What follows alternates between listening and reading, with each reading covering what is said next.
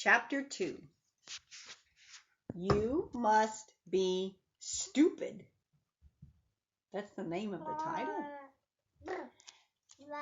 The mouse did not reply.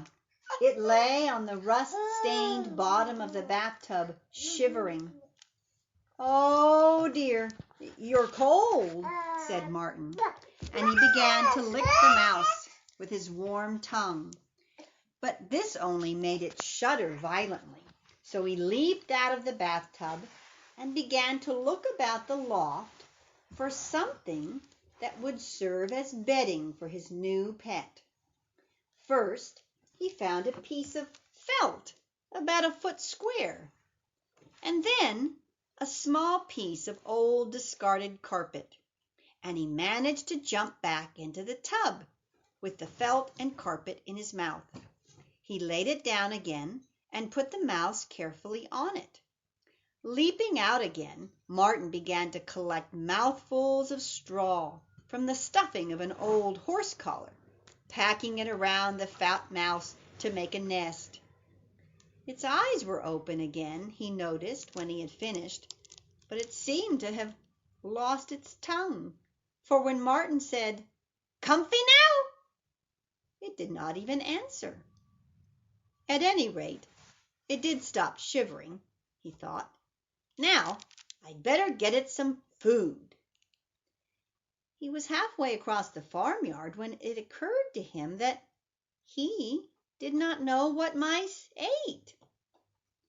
"I can't ask Mother," he thought, "or Robin or Lark. They mustn't know about my pet mouse."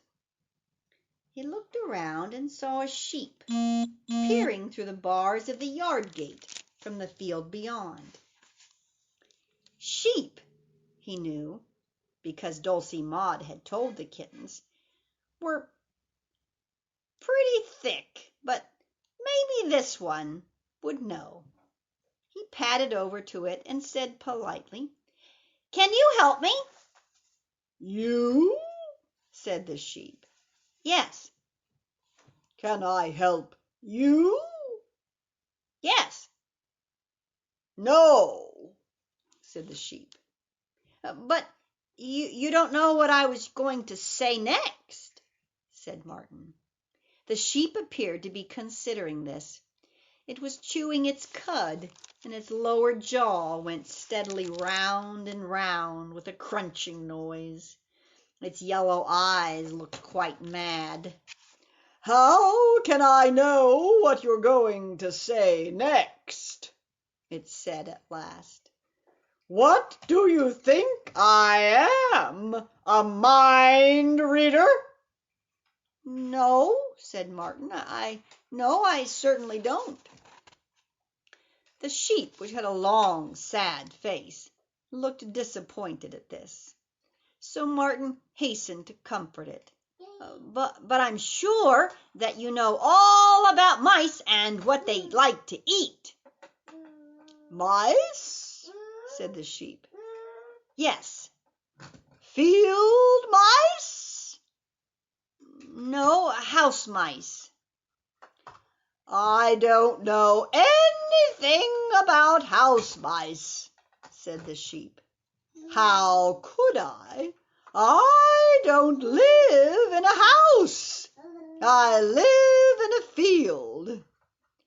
"So you know about field mice?" "No," said the sheep. "Do you?" "No," said Martin. "Then you're stupid," said the sheep, and walked away. Martin made his way to the cow shed. Cows, he knew, because Dulcie Maud had told the kittens, were a bit brighter than sheep, and he walked along the low wall that separated the standings from the hay-filled feeding trough behind until he came to a cow that looked reasonably sensible. Martin decided upon a more direct approach. "Do you know what a mouse eats?" he said. The cow's chain rattled as the big animal stretched about stretched out her muzzle to sniff at the kitten. She blew a snort of sweet, warm cow breath at him. "Grass is nice," she said. "For a mouse?" "For cows," she said. Yes, but do you know what a mouse eats?" The cow appeared to be thinking deeply. She rolled her eyes and fluttered her long, pale eyelashes. "Look at it this way," she said after a while. "All cows are animals, right?" "Right." "And all cows eat grass?" "Yes." "Well then, all mice are animals, so it follows that all mice eat grass." "But that doesn't make sense," Martin said. "All cats are animals, but all cats don't eat grass." "No," said the cow. "All cats eat mice." "I don't," said Martin.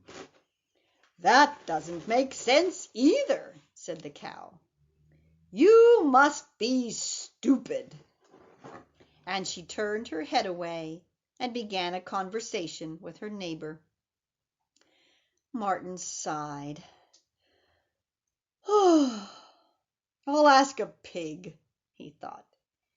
He knew, because Dulcie Maud had told the kittens, that of all the farmyard animals, the pig is by far the cleverest. He made his way down to the pigsties. He jumped up onto the wall of the first sty and looked down. Beneath him lay a large boar, one of the biggest kinds of pigs. He was fast asleep and snoring.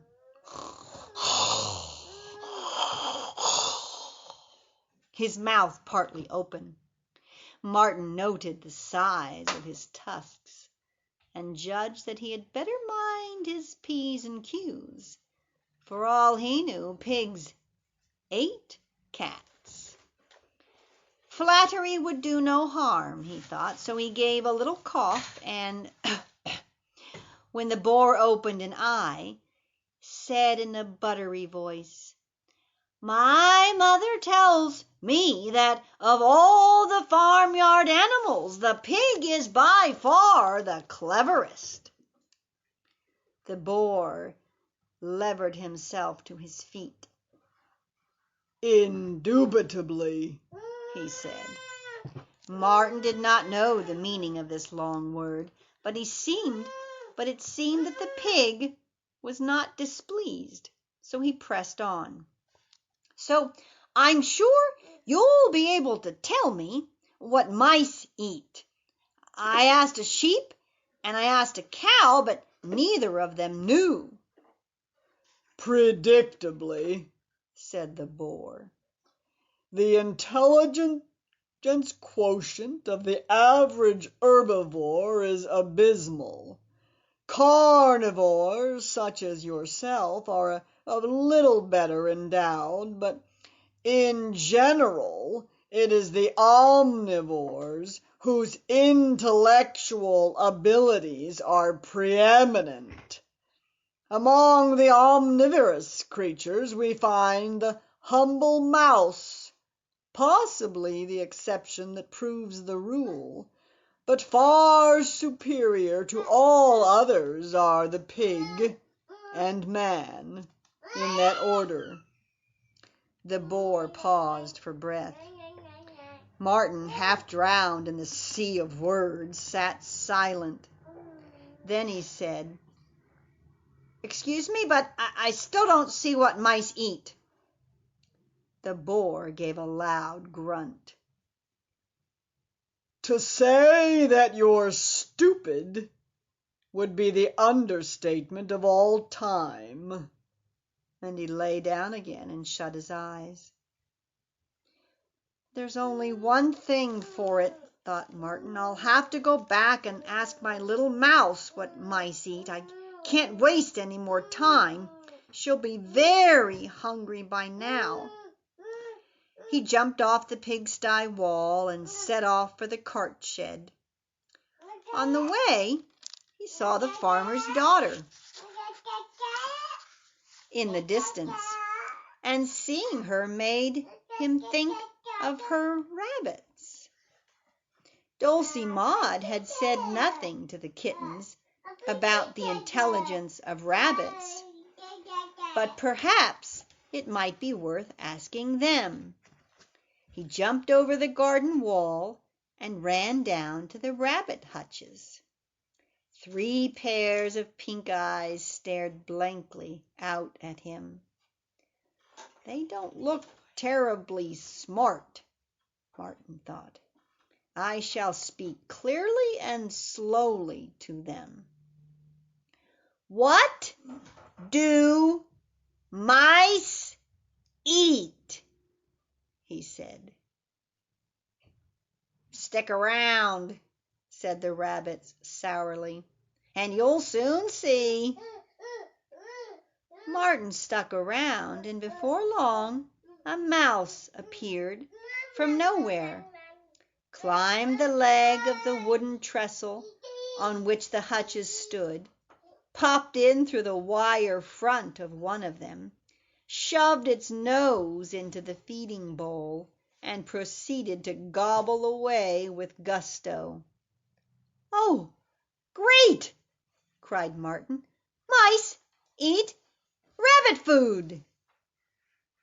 "If you think that's great," said the rabbits, and they in their turn spoke clearly and slowly, "you must be stupid."